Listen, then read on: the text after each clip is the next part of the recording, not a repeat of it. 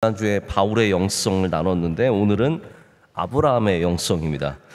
제가 바울을 얘기하고 난 다음에 여러분과 어떤 사람을 그분의 믿음과 그분의 영성을 한번 보면 좋을까 생각하다가 그래도 믿음의 조상인 이 아브라함을 먼저 함께 보는 것이 좋겠다는 마음, 감동이 있어서 오늘 아브라함을 여러분께 소개하고자 합니다. 자, 아브라함의 믿음이 어떤 믿음인지는 히브리서 11장에 있는 그 요약된 부분을 보면은 그것이 가장 아브라함의 믿음을 정확하게 또 짧게 보여주는 귀한 말씀이라고 생각을 합니다.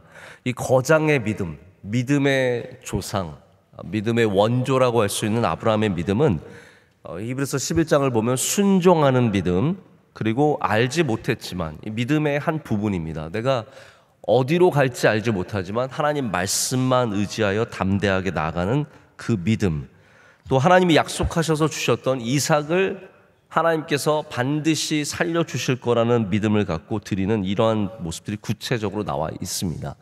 제가 하나 특이하게 봤던 것은요, 보통 믿음의 사람들이 한 명인데 아브라함은 특별합니다. 왜냐하면 아브라함은 그 사라도, 아브라함의 아내인 사라도 믿음을 칭찬합니다. 저는 이게 믿음의 조상이 갖고 있는 굉장히 중요한 아름다운 모습이라고 생각합니다. 믿음은 그 가정에 부부가 함께 가져야 하는 모습이기 때문입니다. 그래서 아브라함은 혼자만 믿음이 있었던 사람이 아니라 사라와 함께 믿음 있는 사람 두 사람이 다 11장에 나와서 우리에게 본이 되고 있습니다. 이런 아브라함의 귀한 영성을 우리가 본받아야 하는데요, 오늘 특별히 저는 본문 말씀 창세기 18장을 통해서 이런 나그네를 섬기는 환대하는 아브라함의 영성을 좀 함께 여러분과 생각해 보기를 원합니다. 여러분, 영성이라는 말이 어려운 말은 아니죠. 여러분에게 특별히 새로운 단어는 아닌데 영성이 그러면 무슨 의미일까요? 제가 영성을 정의 내리고 오늘 말씀을 시작하는 것은 아니지만 우리가 좀 편하게 쉽게 생각하자면 하나님을 믿는 그 믿음을 영성이라고 합니다. 그렇게 동의하시죠? 특별히 어려운 말이 아니라 복잡한 말이 아니라 하나님을 믿는 믿음이 그 영성인데, 그렇다면 이 영성 안에는 하나님을 향한 우리의 믿음의 태도, 아브라함이 보여줬던 순종하는 믿음, 이삭도 포기할 수 있는 믿음, 알지 못하는 곳으로 담대하게 발을 내딛는 믿음도 다 영성이지만, 하나님을 그 믿는 믿음으로 아브라함이 이웃을 대하는 태도도 그것도 영성이라고 할 수 있다는 것이죠. 그래서 진정한 영성은 인성이라는 말이 있습니다. 우리가 어떠한 자세로 우리 이웃을, 나그네를, 낯선 사람을 대하는가, 이것이 오늘 창세기 18장이 우리에게 보여주는 아브라함의 영성입니다. 여러분, 진정으로 믿음이 있는 사람이라면 하나님 앞에서만 아름다운 것이 아니라 이웃 앞에서도 아름다울 수 있어야 합니다. 또 예수님께서도 그것이 바로 성경이 가르치는 가장 중요한 두 가지라고 했습니다. 하나님을 사랑하는 것과 이웃을 사랑하는 것. 이것이 두 개가 함께 있지 않으면 우리는 온전한 영성을 갖고 있지 못한 것이겠죠. 오늘 아브라함은 그에게 나타난 세 명의 낯선 사람에게 환대를 베풀어 줍니다. 여간 환대하는 것이 아닙니다. 엎드려서 그들을 영접하고 물을 주고 떡을 가져다 주고 거의 비굴할 정도로 그냥 가시면 안 됩니다. 제가 당신에게서 은혜를 입었사오니 그냥 가지 마시고 물을 드시고 좀 쉬소서, 음식을 가져다 드릴 테니까 제발 드셔주세요. 이 정도로 아브라함이 간곡하게 이분들을 맞고 그분들에게 좋은 것을 제공하고자 합니다. 이게 영성입니다. 여러분, 우리가 아브라함의 믿음을 담는다는 것이 아브라함이 세운 이 수많은 제단들의 믿음을 담는 것도 있을 것이고, 하나님의 이름을 부르는 믿음을 담는 것도 있을 것이고, 기도하는 영성을 담는 것도 있을 겁니다. 그러나 오늘 우리가 정말로 담기 원하는 것은 아브라함이 이 낯선 사람들에게 보여줬던 환대의 믿음, 할렐루야, 그들을 영접하고 그들을 친절하게 대하는 이 믿음이라는 것입니다. 특별히 아브라함이 이웃을 대하는 태도 두 가지가 이 창세기 18장에 함께 모여서 우리에게 보여지고 있습니다. 오늘 말씀은 이제 하나님께서 나타나셔서 사람으로 나타나셔서 아브라함에게 아들을 낳을 것을 말씀해 주시는 장면이 담겨 있죠. 그게 이제 15절까지 쭉 이어져 갑니다. 자, 그럼 16절부터 어떤 사건이 나타나냐면 소돔의 사건이 나타납니다. 소돔은 하나님께서 멸망하시겠다고 했을 때 아브라함이 잘 됐네요. 하나님 뜻대로 하십시오. 뭐 강남 사라지면 우리 강동구가 좋고 여기 땅값 오르고 여기 아파트값 오르니까 강남 정도는 사라져도 괜찮죠. 이렇게 했다는 게 아니라는 거죠. 아브라함이 소돔이 사라진다는 얘기를 들었을 때 그가 하나님 앞에 간곡하게 소돔을 살려달라고 기도하잖아요. 의인 50명이면 살려주시겠습니까? 해서 계속 하나님과 딜을 하지 않습니까? 40명이면 30명이면 20명이면 10명이면 하나님을 끝까지 붙잡고 나와 전혀 상관없는, 물론 롯의 가정이 있었습니다. 그러나 롯의 가정은 다 하나님께서 또 살려주시는데 이 성을 살리기 위해서 아브라함이 얼마나 열심히 기도합니까? 여러분, 이게 아브라함의 영성이라는 거예요.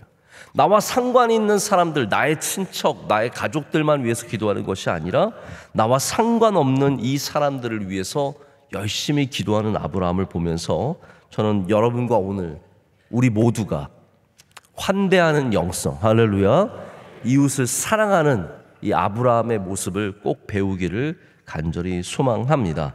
자, 1절 말씀은 여호와께서 아브라함에게 나타나셨다라고 하고 있습니다. 그런데 2절에 가면 세 사람이 아브라함 앞에 나타나죠. 제가 요즘에 다니엘서를 여러분과 함께 수요일날 말씀을 나누면서 하나님이 사람의 모습으로 나타나시는 현현, 에피판이라고 하는 그 신학적인 사건이 나타나는 것을 몇 번 말씀을 드렸습니다. 우리 수요일에 나오시는 착한 성도들께서는 아마 그 얘기를 들으셨던 기억이 나실 거예요. 여기도 하나님께서 아브라함에게 사람의 모습으로 나타나십니다. 1절은 하나님께서 나타나신다라고 했는데 명확하게 그것을 아브라함에게 가르쳐주고 나타나신 건 아니에요. 내가 나타날게. 그럼 하나님은 그렇게 역사하진 않으십니다. 내가 사람의 모습으로 나타날 거야. 여러분, 하나님이 만약에 지금도 그런 일을 행한다고 생각해 보십시오. 그럼 우리 삶 가운데 사람의 모습으로 나타나는 하나님을 우리가 얼마나 자주 만나겠습니까? 그래서 마태복음에 보면은 임금이 나중에 돌아와서 사람들을 막 칭찬하죠. 너가 나를 도와줬고, 너가 나에게 물을 줬고, 너가 나에게 옷을 줬고. 그런 사람들, 언제 제가 그랬습니까?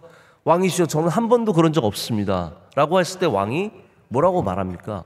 너가 바로 이웃들에게 한 것이 다 나에게 한 것이다. 하나님께서 갖고 계신 마음이 그거예요. 하나님이 언제 우리에게 그런 모습으로 나타나셔서 우리의 환대를 받기 원하실지 우리는 알 수 없습니다. 그렇기 때문에 아브라함처럼 이러한 믿음으로 누가 나타나든지, 그래서 하나님께서 아마 2명의 천사들과 함께 나타나셨던 것 같아요. 아브라함이 그걸 안 게 아닙니다. 저는 처음에 이 말씀을 자꾸 계속 보면서 아브라함이 눈치 깠구나, 눈치챘구나, 이게 하나님인지 딱 보고 알았구나, 천사인 줄 알았구나. 그래가지고 가서 막 엎드려서 막 절하고 막 가시면 안 됩니다. 제가 은혜를 받았습니다. 꼭 물 드시고 가세요. 근데 제가 자꾸 본문을 읽어보면 읽어볼수록 그게 아니에요. 아브라함이 이걸 다 알고 한 것이 아니라 이 3명의 사람들, 낯선 사람들을 나그네를 오직 그의 환대의 믿음으로 받아들였다는 것을 우리가 보게 됩니다. 여러분, 우리 환대의 영성을 회복하기를 간절히 소망합니다. 우리 대한민국 사회가 더 이상 환대하는 사회가 아닙니다. 뭐 길 가던 사람이 문을 두드리고 계시오, 물 좀 한 잔 먹고 갑시다, 이러던 시대는 지나갔습니다. 이제는 이웃집과도 문을 꽁꽁 잠그고 단 한마디를 건네지 않고, 같은 아파트 맨날 보는 사람인데도 보면 귀신 본 것처럼 멀뚱멀뚱 쳐다보고, 이런 사회가 되었습니다. 우리 교회 안에서도 서로를 적대시하거나 서로를 멀리하는 경우가 얼마나 많습니까? 여러분, 우리 교회 안에서는 모르는 사람을 만나도 인사는 해야 됩니다. 할렐루야. 우리가 같은 교회라면 지나가는 사람에게 함께 웃어주며 인사할 수 있는 교회 정도는 돼야 합니다. 우리가 뭐 밖에서 만나서까지 그럴 필요는 없을 수 있습니다. 그럼 밖에서 만나는데 모르는 사람에게 자꾸 웃으면서 인사하면 약간 정신이 나갔다고 생각할 수 있어요. 그러나 우리 교회 안에서는 우리가 서로에게 좀 가드를 내리고 함께 웃어주면서 인사하는 교회 되기를 간절히 소망합니다. 제가 안동 성서병원 갔더니 안동 성서병원 직원의 인사말이 있어요. 뭐냐면 사랑합니다예요. 전 되게 곤란하더라고요. 저를 사랑하는 분들이 너무 많아가지고 갔더니 뭐 사랑합니다, 사랑합니다 인사를 하시는데 저는 거기까지 원하진 않습니다. 여러분이 막 지나가다가 사랑합니다, 사랑합니다 이렇게 인사하는 것까지는 원치 않지만 그래도 우리 명성교회가 지나가는 낯선 사람에게, 모르는 사람에게 환하게 웃어줄 수 있는 교회 되는 그런 환대의 교회 되기를, 그게 영성이기 때문에 그런 교회 되기를 간절히 소망합니다. 이 시대가 그렇지 않습니다. 자, 미국 얘기를 한번 제가 잠깐 하겠습니다. 미국은 서부 개척 때부터 내가 나를 보호해야 하는 그러한 문화 속에 살았습니다. 정부가 없는 거나 마찬가지예요. 서부 개척 지역은 정부가 와서 나를 보호해 줄 수 있는 능력이 없었습니다. 그래서 자기가 자기를 지켜야 돼요. 그래서 자기 선을 긋고 자기 펜스를 치고 그리고 그 너머로 건너오는 사람에게는 총을 쏘는 그런 문화가 되었어요. 그래서 서부와 남부 쪽 이렇게 개척을 한 지역에서는 미국 사람들이 총기 소지를 자기 목숨처럼 여깁니다. 지금도 미국 사람들이, 많은 사람들이 총을 가지고 있는 것은 바로 그런 적대시되던 문화의 유산이에요. 그러나 반대로 동부나 북쪽에 이미 도시화된, 정부가 어느 정도 시스템을 갖고 있어서 시민들을 보호할 수 있는 지역에 살았던 사람들은 총의 소유의 필요성을 느끼지 못했어요. 그 사람들은 총을 왜 가지는지 이해가 안 되는 거죠. 하지만 남부와 서부, 이 미국의 개척지, 간척지, 이런 수많은 어려운 곳에 살았던 사람들은 그런 경험이 없기 때문에 늘 총을 갖고 살았고, 조금이라도 내 선을 넘어오면 지금의 미국의 굉장히 적대적인 이러한 태도들, 개인적인 태도들, 지금도 가만히 보면 미국 사회는 이런 갈등들이 굉장히 많습니다. 뭐 넘어왔네, 안 넘어왔네. 여러분 혹시 누가 뭐 조금 넘어오는 걸 굉장히 신경 쓰이시면 나는 미국 사람인가 보다 생각하시면 돼요. 누가 자꾸 내 걸 침범하는 것 때문에 자꾸 총을 들고 싶은 마음이 생기면 나는 굉장히 원래 미국에 태어났어야 하는데 라는 생각을 가지시면 돼요. 이게 미국의 개인주의적이고 적대적인 문화의 유산입니다. 이게 현대 사회에 많은 곳에 존재하죠. 반면에 성경은 환대의 문화를 갖고 있습니다. 아브라함뿐만 아니라 제가 좀 이따 말씀드리겠지만 성경의 곳곳에서 환대하는 문화가 있습니다. 이 낯선 세 사람이 올 때 달려가서, 여기도 개척지예요. 여러분 엄밀히 생각해 보십시오. 아브라함처럼 낯선 땅에 산 사람이 누가 있습니까? 완전히 모르는 이 가나안 땅에 내려가서 아무도 나를 도와주지 않는 그 땅에 가서 살아가는 건데, 이 세 사람은 얼마나 낯선 사람이에요. 나의 영역을 침범했기 때문에 총을 들 수 있는 그러한 상황 아닙니까? 하지만 아브라함은 그렇지 않았습니다. 이 세 사람을 융숭하게 대접하고 물을 내놓고 떡을 내놓고 그들의 장막 안으로 들어오게 하는 그런 귀한 환대의 모습을 보여주고 있습니다. 여러분 성경에는 환대 이야기가 가득합니다. 룻기 한번 생각해 보십시오. 룻기 안에는 이 헤세드라고 하는 은혜, 환대의 이야기가 넘쳐납니다. 나오미가 룻의 환대를 받아서 함께 베들레헴으로 갑니다. 베들레헴에 가서 그들이 정착할 때 베들레헴 주민들의 환대를 받습니다. 그리고 보아스가 룻을 환대하여서 룻을 받아들이게 되고 그 환대 속에서 바로 이 다윗의 가문이 베들레헴에 탄생하는 거 아니겠습니까? 할렐루야. 그럼 환대는 이렇게 하나님의 역사하심에 너무나 중요한 자리를 차지하고 있다는 거죠. 우리 그리스도인들은 악의를 품으면 안 됩니다. 악의는 품어야 하지만 악의는 품으면 안 된다는 거예요. 제가 아까 우리 김나리 집사님 나레이션 하는데 보니까 넷째는 엄마 품에 안겨서 자고 있더라고요. 품고 얼마나 아름답습니까? 따뜻함 속에 안겨있는 이 아이가 편안함을 느끼지 않습니까? 우리 서로에게 그런 품을 열어줘야 돼요. 저는 아브라함 링컨이, 오늘 자꾸 미국 얘기해서 죄송합니다. 아브라함 링컨이 진짜 위대한 인물이라고 생각을 해요. 이 세상에서 가장 매력 있는 사람 몇 사람을 꼽자면 저는 아브라함 링컨을 반드시 꼽을 겁니다. 여러분도 아브라함 링컨을 좀 제대로 아시면 참 좋습니다. 근데 아브라함 링컨이 신학자나 마찬가지예요. 저는 뭐 성경을 얼마나 많이 외웠느냐 이런 이야기보다 사실 아브라함 링컨이 엄밀하게 따지면 우리로 따지자면 좋은 교인이 아니었을 수도 있어요. 왜냐하면 그분이 주일날 막 교회 예배를 막 지키는 그러한 우리의 신앙을 담지는 않았거든요. 그러나 분명한 것은 그가 모든 곳에서 하나님의 뜻을 어마어마하게 고민합니다. 하나님의 뜻이 무엇일까? 왜 전쟁이 있어서 이 수많은 사람들이 피를 흘리며 죽어가는가?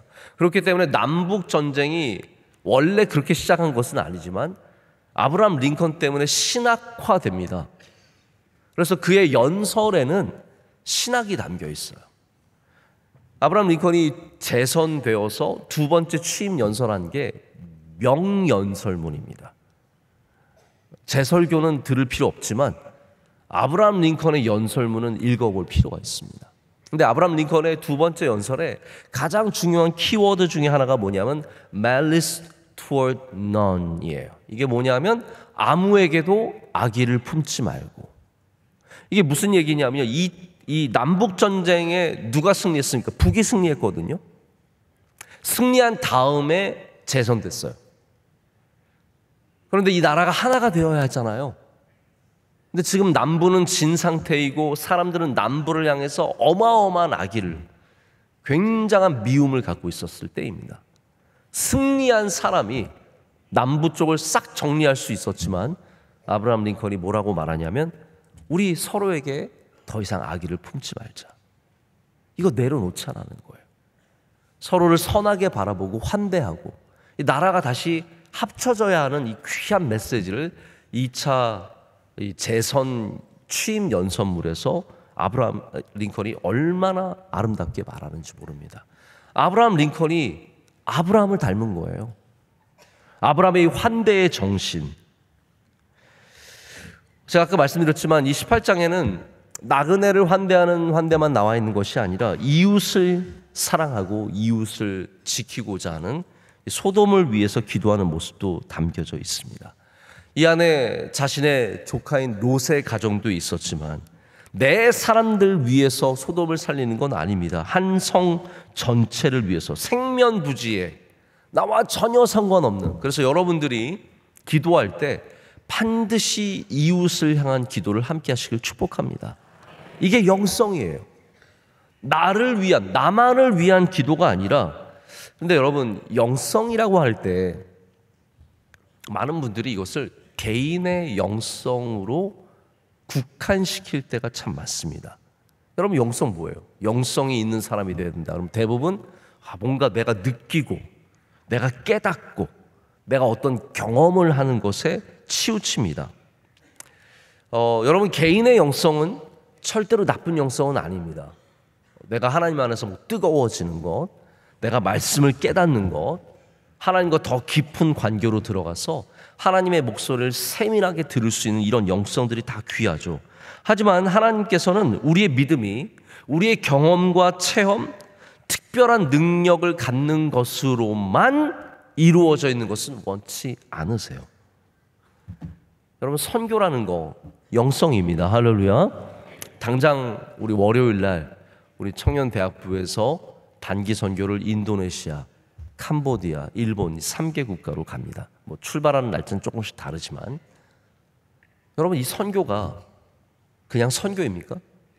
아닙니다.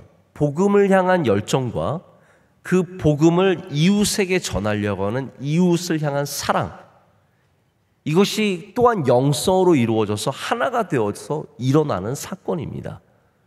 그래서 우리가 영성이라는 것이 개인의 어떤 뜨거움만을 말하는 것이 아니라 이웃을 향한 사랑, 바로 우리 넓은 이 이웃을 향한 우리의 마음을 포함한다는 것을 기억해야 합니다. 그래서 아브라함의 이 소돔을 향한 기도가 얼마나 아름다운 기도인지 모릅니다. 비록 소돔은 아브라함이 기도한 것처럼 구원받지는 못했지만 소돔을 향해서 아브라함이 끝까지 포기하지 않고 기도했다는 사실을 우리는 꼭 기억하면서 여러분들도 아브라함처럼 이러한 이웃을 향한 영성을 가지시길 축복합니다. 환대의 영성은 예수님의 사역 가운데도 아주 빛나는 사건이 됩니다. 여러분, 우리가 절대로 잊지 말아야 하는 사건이 있습니다. 왜냐하면 예수님께서 이것을 꼭 기억하게 하라고 하는 사건이 있었어요. 무슨 사건입니까? 마리아가 예수님의 발에 향유 옥합을 깨뜨린 사건. 예수님께서는 이거를 꼭 기억하게 하라라고 말씀하실 정도로 아름다운 사건이었습니다. 이 아름답고 복된 이야기가 우리 가운데 남아있는 것은 마리아가 예수님을 환대했기 때문입니다. 여러분, 예수님이 이 땅에서 환대 받으셨습니까? 아니에요. 예수님이 이 땅에서 환대 받으신 것이 아니라 비난 받으셨어요. 어디를 가든지 바리새인들이 손가락질하고 비판하고 말 한마디 꼬투리 잡고 항상 비난하고 비판했는데, 그날 예수님께서 십자가를 앞두신 얼마 안 되는 그날 마리아의 집에 가셨을 때 마리아가 정성껏, 이거를 여러분 이해하셔야 여러분이 정말 예수님 사랑하게 되는 겁니다. 왜냐하면 이 시대도 그렇고 정의로운 그리스도인들이 다 그 돈을, 바리새인과 똑같은 마음이에요. 왜 그 돈을 아깝게 깨서 예수님 발에 부어드리냐, 다 이런 말 할 거예요. 그런데 예수님은 그 따뜻한 마리아의 그 향유옥합 부어준 사건이 너무 좋으셨던 거예요. 여러분, 이 마음이 이해가 되십니까? 저는 여러분 모두가 이 마음을 꼭 이해하시는 은혜가 있으시길 축복합니다. 우리 이 세상이 너무 정의로운 그리스도인의 시대가 되었습니다. 너무 머리가 재빠른, 계산이 빠른, 모든 것을 이렇게만 해석하는 다 바리새인 같은 그리스도인 시대가 되었어요. 예수님의 이 사건을 보면서 이게 정말로 귀하고 아름답다는 것을 느낄 수 있어야 여러분이 진정으로 환대의 의미를 알게 되는 것이죠. 예수님조차도 환대를 통해서 위로를 받으셨고 기쁨을 얻으셨습니다. 할렐루야. 여러분, 그렇습니다. 환대는 우리를 위로하고 기쁨을 주는 거예요. 반대로 넘어가서 오늘 18장에 하나님께서는 이 사건을 어떻게 받으셨을까요? 그래, 잘하는구나. 하나님도 어쩌면 이 아브라함에게서 예수님이 느끼셨던 그 환대의 마음을 느끼지 않으셨을까요? 마리아가 향유옥합을 예수님께 깨어드렸을 때 예수님께서 그것을 기뻐 받으시고 위로 받으셨던 것처럼 어쩌면 하나님께서도 오늘 아브라함이 베풀어주는 이 물과 떡에 많은 위로와 기쁨을 얻으셨을 거라고 믿습니다. 여러분, 아브라함 되시길 축복합니다. 마리아 되시기를 축복합니다. 지난주에 우리 강사 목사님들이 1부부터 5부까지 설교를 해주셨는데 이제 3부 때 프린스턴 신학교의 총장이신 조나탄 월튼 목사님께서 말씀을 전해주셨습니다. 프린스턴 신학교 200년 역사 가운데 최초로 흑인이 이제 총장이 되셨고, 또 장로교가 아닌 원래 침례교 출신의 목사님께서 이제 총장이 되셔서 이제 획기적인 총장으로 시작을 하셨는데, 저랑 나이가 같아요. 저랑. 그래서 제가 가르쳐줬어요. 한국에서 이거는 친구라고 한다. 너랑 나랑은 친구다. 제가 자꾸 이렇게 정신교육을 많이 시켜주고 있습니다. 근데 그분의 3부 예배 설교 제목이 Merit and Grace였어요. 제가 능력과 은혜로 이렇게 번역이 되었는데 사실 저는 공로라고 번역을 하고 싶었어요. 공로주의. 메리트는 이제 공로인데 그분의 본문 말씀이 역시 마태복음의 말씀이었죠. 오시에 가장 늦은 시각에 농장에 온 사람들이 똑같이 한 데나리온 받는. 여러분 그 말씀 아시죠? 3부 예배 드리지 않으셨던 분들도 많이 계실 테니까 그 말씀의 내용이 늦게 왔는데도 다른 사람들과 똑같이 한 데나리온 받는 이 구원에 대한 비유의 말씀 아니었습니까? 여러분 하나님의 마음은 무엇일까요? 늦게 온 사람들에게도 환대를 베풀어 주신 하나님의 모습 아닙니까? 가장 늦게 왔는데 매정하게 따져서 너는 4시 45분 왔으니까 너는 15분밖에 일하지 않았으니까 너는 0.02로 데나리온 받아가라. 이게 아니라 너는 늦게 왔지만 내가 하루치 몫을 다 줄게. 여러분 우리 주인 되신 하나님의 마음도 환대의 마음이라는 거예요. 우리가 은혜 받는 것은 내가 그만한 몫을 했기 때문에 받는 게 아니라 그 몫에 철저하게 부족하고 아무것도 아니지만 하나님께서 그 안에 환대의 마음을 갖고 계시기 때문에 우리에게 넉넉히 베풀어 주시고 은혜를 나누어 주신다는 겁니다. 여러분 천국은 죄인된 우리가 오후 5시에 와서 예수님 믿고 구원받는 환대의 자리입니다. 천국은 환대의 자리입니다. 저는 바라기는 우리 명성교회도 그런 환대의 자리가 되기를 간절히 소망합니다. 여기 일찍 오셔서 수고하고 애쓰고 교회를 땀 흘려 눈물 흘려 세우신 분들도 당연히 인정받아야 하지만 이제 들어온 분들, 이제 이 동네 이사와서 처음 여기 나온 분들, 여러분 그런 분들에게도 환대를 베풀어 주시길 축복합니다. 우리 교회의 한 사람이 되었음을 기쁨으로 받아주시고 경계하거나 멀리하거나 쫓아내지 마시고 우리 명성교회가 환대하는 교회가 될 때 바로 여기가 천국이 되고 여기가 아브라함의 장막이 되고 여기가 마리아의 집이 되고 여기가 주님께서 위로받으시고 기뻐하시는 자리가 될 줄로 믿습니다.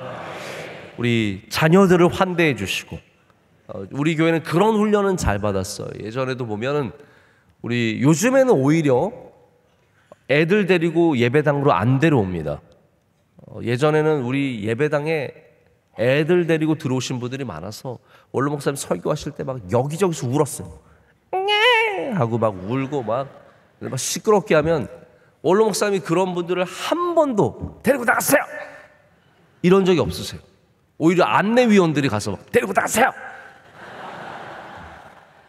왜 애를 데리고 들어왔어요? 원로 목사님 항상 이야 목소리가 복받을 목소리다 그렇게 말씀하시고 그래서 우리가 얼마나 참 좋았습니까? 저도 그런 마음을 갖고 있습니다.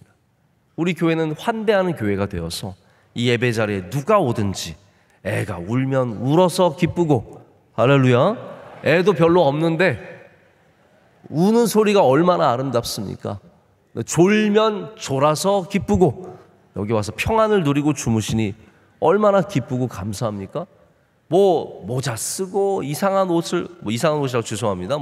다양한 종류의 옷을 입고 앉아 있으면 아니 이걸 입고라도 교회 나왔으니 얼마나 감사하냐 생각하시면 되고 모든 것을 기뻐하시고 모든 것을 감사하시고 모든 것을 은혜로 여기시길 축복합니다. 그럴 때 우리가 환대하는 교회가 되어서 주님이 기뻐하시는 교회의 모습 갖게 될 줄로 믿습니다.